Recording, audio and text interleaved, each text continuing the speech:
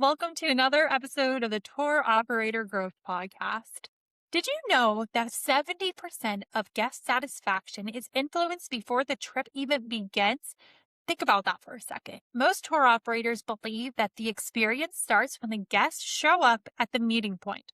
But research and data is pretty clear. It actually starts the moment somebody clicks book now. All right, just a quick reminder where we're at in the Resmark growth engine. There are 5 stages: dreaming, planning, booking, experiencing, and sharing. Today, we are officially stepping into the experiencing stage of the Resmark growth engine. And this is a part that a lot of tour operators overlook because it actually starts a lot earlier than people think. And if you think about your own behavior as a traveler, you've probably felt this before. You book something, whether it's a day tour, an Airbnb, a multi-day adventure, and then there's this window between booking and arrival. And in that window, one or two things happens. Either you get really excited and really confident that this tour is going to be amazing and you made the right decision going with this tour company, or you start second guessing. Did I make the right call? Where am I even supposed to go? What if this isn't what I thought it would be? This is an entire emotional roller coaster, and it happens before the trip even starts. The operators who win are the ones who realize that this window isn't dead time. It's where guest satisfaction is actually being built. So, Greg, I'm curious, can you think of maybe a trip or an experience that you booked in the past where the time between booking and actually showing up either made you really excited or honestly made you second guess if you made the right choice? So this might seem weird because I'm in the tourism industry, but I don't personally do a lot of like paid experiences. I tend to wander on my own. I like the ability to change my itinerary if the weather's bad or whatever, right? So I don't do nearly as many. But my wife, she travels with her sister, and they tend to do some tours here and there. And few couple years ago, I guess it was, they went to see Taylor Swift in New Orleans and they're huge Swifties. So they flew out there, but they flew to Florida into like Pensacola, I think, and then drove into New Orleans. But in Pensacola, they wanted to do a swamp tour. They always thought that would be so fun, especially watching, shows like Duck Dynasty and kind of seeing the swamp and the things they do. They thought one of those big fan boats would be the coolest thing. So they booked a tour. And I remember my wife saying, like, immediately that she was nervous that it was a scam. And I can't remember if it was because she did it off some third party site, some OTA site that maybe isn't like a Viator, trying to get a deal, or if it was the company website. But the reason she felt like it was a scam is she didn't hear from them. She booked it, radio silence. There was nothing preparing her for the trip. And so she started getting nervous, like, "Is this real? Are we gonna show up and, like, they're not even gonna be there? Or, like, what do we expect to happen?" It turned out that it was real. They had a great time. They held a little alligator as well, or crocodile. Had a great time, but that nervousness made her almost not book or sh made her almost cancel the trip. I remember her going through emails and trying to see, like, how do I cancel? And that wasn't clear either. So she ended up not. I think I talked her through it too and looked at the site and was like, "Oh, this looks real, like, you'll be okay." But the same thing actually happened with their hotel.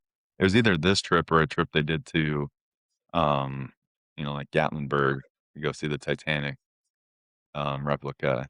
But the same thing kinda happened. This one was from a third party hotel site trying to like, "Oh, there's a good deal," right? Like, Google will even say, "Lowest price, like $50," but then really, if you go through a real website, it's not that. And so, there's been multiple times where she's been nervous, like, "Did this actually happen? Is this real?" And it's part of the booking flow that causes that frustration. It's the post-booking experience of what emails or notifications they're getting, but then also the like, are there good directions to get there? And so that's what we're gonna be talking about today is how you as a tour operator can really hone in on that so that a guest books and they don't have buyer's remorse, but they have buyer's excitement instead. So, Nikki, what about So, you? Do you have an experience like one this? not like somewhat, but I do have a question. So, did Bianca leave a review after? Or I'm assuming since they didn't send any form of pre-messages and left her kind of unknowing, did they send any post messages? We'll talk about that today. I'm just curious with this specific example. Did they send anything? Um, I doubt No. she left a review, but I don't know if there was any post messages or anything. We never talked Yeah. about it, that part of it. Yeah. I would doubt it. But I have the opposite scenario where many of you guys know if you're listening to this podcast, I booked a trip to go on a Western River expedition. And my dad is a very curious person. He's not an adventurer himself. And there's a lot of questions he has. I gifted this to him last Christmas, and he wanted a lot of things answered. Now, unfortunately for him, maybe fortunately, it was already booked. So like, that part was already, like, done and dusted, but I was able to ease his mind. There was no way out for him because 'cause I'm taking him on this trip whether he likes it or not. But we were able to ease his mind with all of the valuable emails that we were getting. And what's really cool about the emails, I have some of them up right here. I think some of them I did trash them, so I don't have them all. I read them, of course. But for example, they're coming from a specific person within the Western River team. So I'm getting an email from Bonnie who is telling me and asking me questions. I'm getting information such as critical packing details. Do you have medical dietary restrictions that we need to know about? And then more like value-based emails like, here are the food options, or here's what we're going to be eating on the river, which my dad really found valuable because he's really nervous that they won't have peanut butter and jelly sandwiches because that's what he eats all day, every day. And believe it or not, Hudson River has the option of peanut butter and jelly sandwiches. So That's like a what lesson rafting staple, the rafting staple. yeah, my dad is meant for this, whether he knows it or not. So he was so happy. But especially the packing list was really critical for us because this is a bigger trip.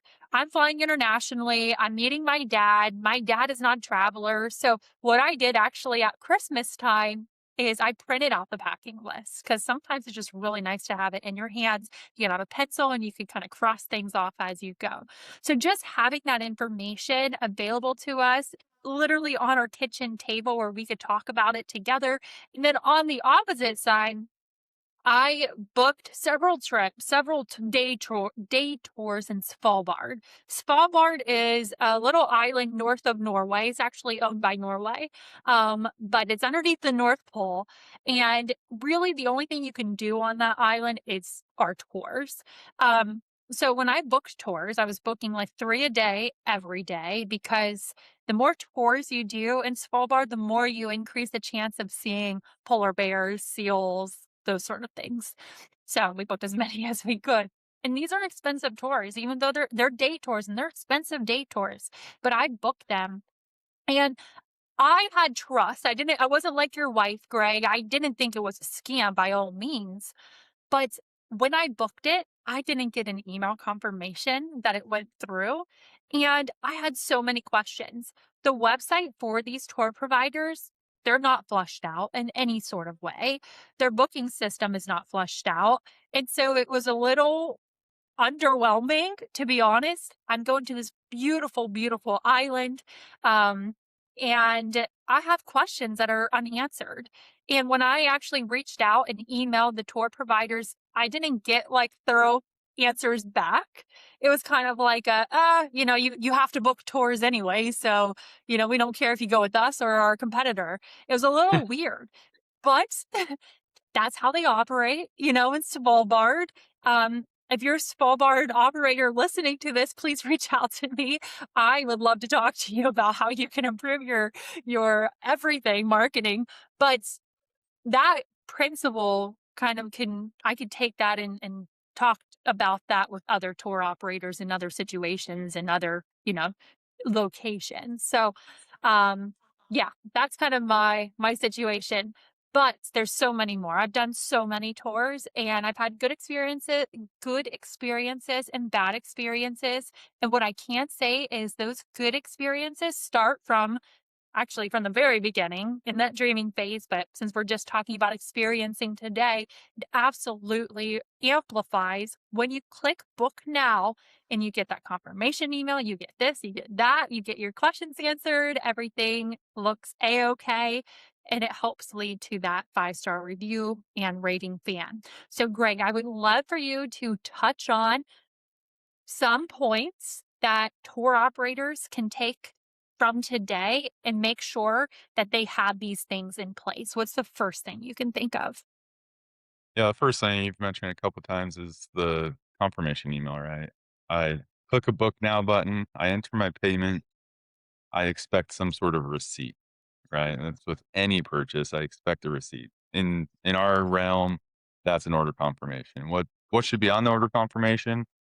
Any information that they might need to prove that they purchased, right? So if I have to show up with something and say, here's my order number, that should probably be on there. My name, the date and time of the tour, the location, anything that's going to help them refer back to an email. Because you're hopefully going to send a bunch of emails from the time they book to the time they actually do the tour, especially if you're a multi day trip that's being booked out, 6 months in advance. You, at least when I've done those type of trips, I typically know that like I can go to the confirmation and I'm gonna get the information from it that I need on the day of arrival. Now we'll talk a little bit about why that shouldn't have to be the case, but if all of that information is on the order confirmation, then at least there's that one email, that one message that someone can refer back to and know that they're gonna have everything that's vital on the day of arrival at their fingertips. So that's what I would say is make sure you're sending it promptly and then make sure it has that key information so that that initial comfort is already felt by the person booking. Greg, do you have any recommendations for ways that people can easily send those order confirmation? Now, I know we can do that through Resmark. So if you want to touch on that for a second. Yeah, I mean, this day and age, if you have a booking platform, it's gonna probably send it. I don't think there's any booking platform out there that doesn't automatically send an order confirmation. But for those of you that don't, which there are definitely people, then you'd need to use some sort of system that you can, say, "Hey, there was an order, send this email," right? And so it might be more manual. You might have to keep track of orders and then go to Mailchimp and send it out, or send it out by yourself each time. But the key here is get a booking system. It's gonna be better for the end user, it's gonna be better for your business, and it's gonna automate that process as Yeah. well. And then also make sure it's branded. You don't wanna just send out, like, an email that could be anyone's email. Make sure it has your brand so that it's easy to find and it's coming from an email with your domain. I think that's important too, because when I go back to search for it, I'm going to type in company name. And if it's not associated company name, it's not going to show up. It's going to be really hard to find. So those are some of the things I would do. That's a really good point. I'm glad you made that. So, number two, I want to focus on post purchase messages. So, this is the window between booking and trip day. And many operators leave it completely empty, believe it or not. So, when you're thinking about post purchase messages, of course, we could utilize them to provide value and trust, but we could also use this as an opportunity to provide additional revenue. So, this isn't just communication, it's a revenue channel. Post purchase messages generate additional purchases pre trip. So, here are some examples that I've seen specifically with Western River Expeditions, my trip up Kilimanjaro, some day tours. So, branded gear and apparel, t-shirt, hat, water bottle, that sort of thing. Photo, video packages. I had this as an option going up Kilimanjaro, so we could have had a porter. I don't. We could have had a videographer video videographer, a videographer to take the videos and photos. I didn't pay for that, but that was an option. I love that as an option.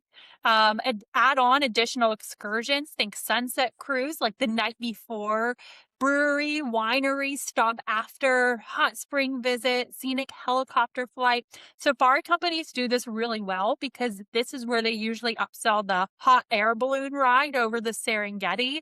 So everywhere, all every day we would be reminded, hey, before you go out on your safari, you can go on this hot air balloon ride because they usually start at like 4 a.m. before the safari starts. So I had a few reminder emails about that. But then also when we got there, when we were on the safari, we got a bunch of pamphlets throughout the hotels and stuff too. It just made me think of that. Gear upgrades, of course, premium kayaks, better wetsuit, dry bag rental. I see this a lot. Um, Meal and lodging upgrades, trip protection and insurance. I see this one quite frequently. And then also, I think this is a huge missed opportunity is gift cards and referrals. Also, funny enough, a good upsell that I got of Kilimanjaro was a private toilet. So I don't think that would go under gear upgrade. I think it's more amenity upgrade. But yeah, so and they did showers too. I didn't do that upgrade.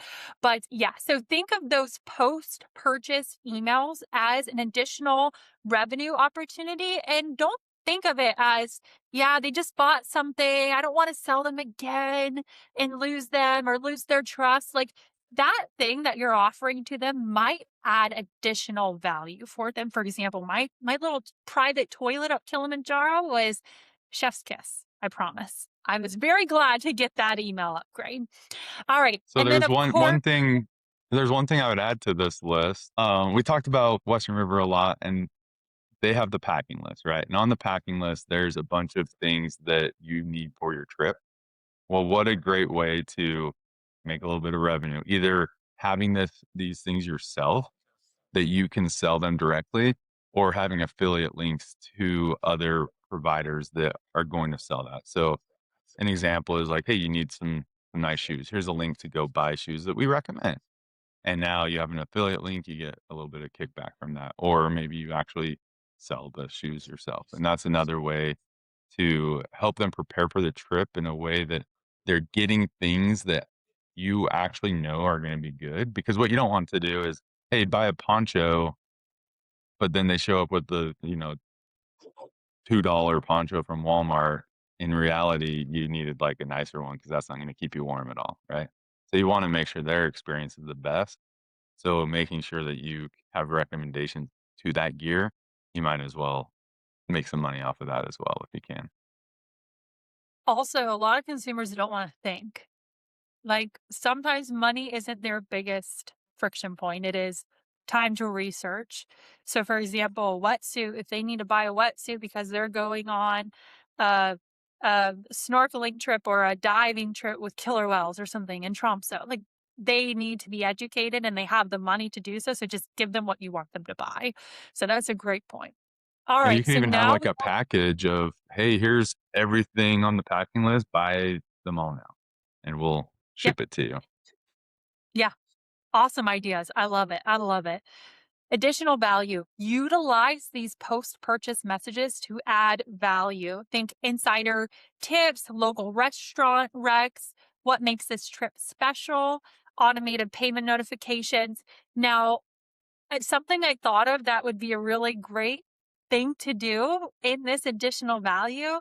I haven't seen this, but meet your guide intro. So they send a video via email of who your guide is going to be. Now, this is probably going to be more for a multi-day trip where they're going to be spending maybe a week, maybe even 2 or 3 weeks with a specific one guide. Get to know that person. So although I haven't seen that, when I booked Kilimanjaro, my tour guide followed me and my husband on social media. So we did get to know him beforehand, but I don't know if that's part of their process or he just does that with the people that are going to go on his tour. So I think that'd be awesome if it was part of the process, though. Why not?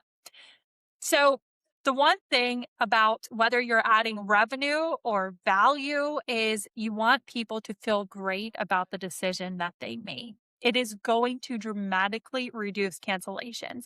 I guarantee you, Greg, Bianca would not have thought about canceling that trip if she was reassured that it wasn't a scam, right? So there's a stat 27% increase in return visits from personalized post purchase communications. And although some of these are more heavier for multi-day tour operators, they can absolutely be utilized in their own way for day trips, other types of excursions. This isn't just only multi-day tour operators can utilize post-purchase messages, right? All right, great. We got two. I think we have two more. What's another way tour operators can improve the experience? So I would say real-time notifications. What does this mean? This is like maybe you didn't require payment right away, or it's a payment plan, right? Because these multi-day trips can cost a lot of money, so you don't wanna pay 20 grand up front for your tour, and you're paying it throughout a couple months.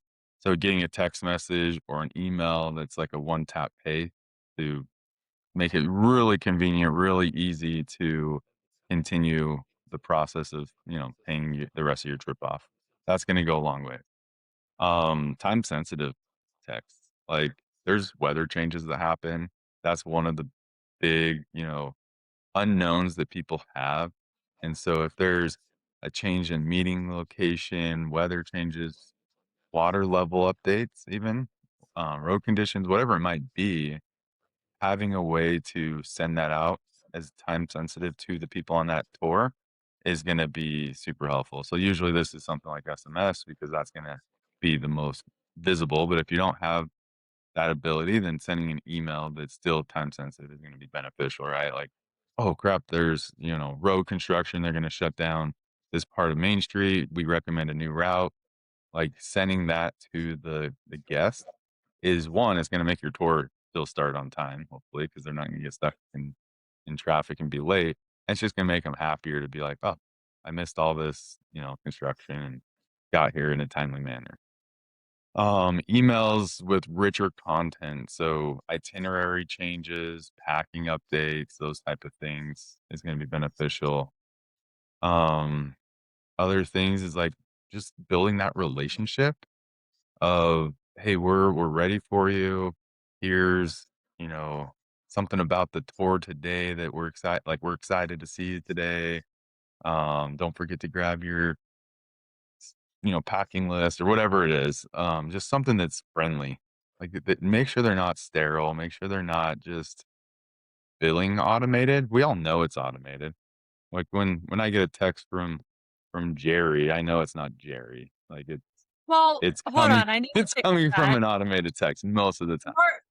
Marketing people and business owners know that, but I don't know if the average consumer knows that because yeah, I don't know if the average consumer knows that because my mom-in-law gets messages that she thinks they're directed to her. I'm like, "Mm." I think it depends on the generation, right? Like, younger generation, they're gonna know. Older generation, maybe not as often. Um, but it doesn't matter if you're making it friendly and more personal, like, I don't care if it's automated or not, as long as it is giving me value, right? And Exactly. so Mhm. making sure that these real-time notifications are valuable and timely as well. Um, you with text message, you don't want to send too many. For some reason, people get annoyed if you send too many text messages, but you can send more emails and it's fine.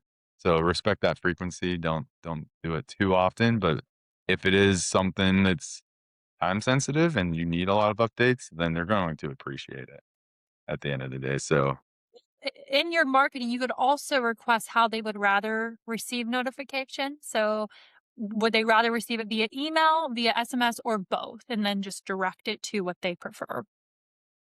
yeah. So Nikki, we've had the order confirmation.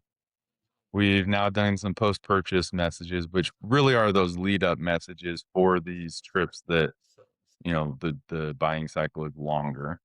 We have those real-time updates which are good for whether it's a day trip, a short-term, short, billing cycle or booking cycle or a long booking cycle. It's still gonna be beneficial. What's the last piece of this kind of messaging sequence that we would wanna make sure that it's included in our flow. Pre-trip messages. So the pre-trip messages are kind of that final stretch, typically 1 to 2 weeks out and the day before. These messages are more logistical, readiness focused, get them prepared so they show up ready to go. So a couple before you spoke, Greg, I talked about post purchase. Those are more like, we're so glad you're coming. Let's build that relationship together. Whereas what I'm talking about right now is more of handling the logistics. Here's exactly what you need to know. But what we see is this is where 30 to 50% of your support calls are going to disappear if you do it right. So here are some points. 1 to 2 weeks out, make sure you maybe resend or make sure you do send if you haven't already the packing list, what to wear, meeting location, weather notes, what to expect. These are also good things to help set the expectation and tone so you don't get any unnecessary negative reviews because of, I'm doing quotes if you're listening, bad weather, right? Because that's not something you can help. So let's make sure that people understand that it might be raining next week on the river, day before. Keep this short, warm, final logistics, last time conditions, genuine excitement. Show that you're excited to see them. And then also your waiver completion reminder. So most likely you're using an automated system, hopefully waiver sign. So all of that is done before they actually show up and it's one less thing to worry about. So this is a compounding effect. Prepared guests are 3 times more likely to give you a 5-star review.